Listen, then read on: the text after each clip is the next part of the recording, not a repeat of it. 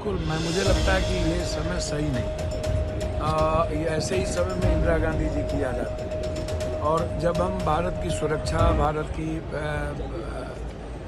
आर्थिक वैश्विक बात जब करते हैं और जब हम पड़ोसियों के रिश्तों की बात करते हैं तो पहले से ही नेपाल और कई कंट्री हमारे रिश्ते से बहुत दूर हो चुके हैं। चाइना पहले से ही हमारे रिश्तों के बीच में बहुत कई कदम आगे बढ़ चुका है।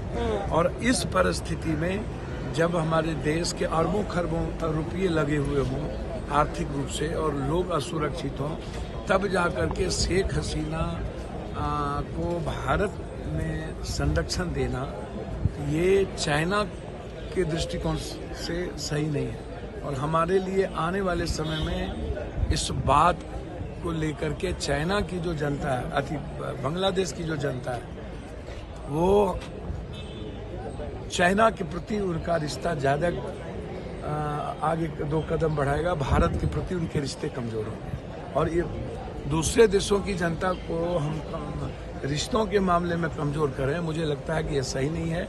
इसीलिए सरकार की जो पॉलिसी है अपने देशों के पड़ोसियों के प्रति, इसको चेंज करने की ज़रूरत है। और निजी हित हमेशा राजनीतिकरण रिश्तों में नहीं करनी चाहिए, देश के हित में कोई निर्णय लेना चाहिए। मुझको तो समझ में नहीं आता जब पब्लिक सेंटीमेंट ही बिल्कुल डिफरेंट हो जाएगा तो आप आर्मी के संपर्क में रह करके या किसी दूसरे सरकार के संपर्क में रह करके आप क्या कीजिएगा।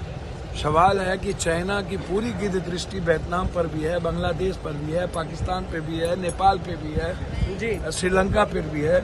और उसके बाद सारी दोस्ती हमारी खत्म होती चली जाएगी। नेपाल पहले से सारे रास्ते दे दिए हैं, नेपाल हमें कुछ मानने को तैयार नहीं है।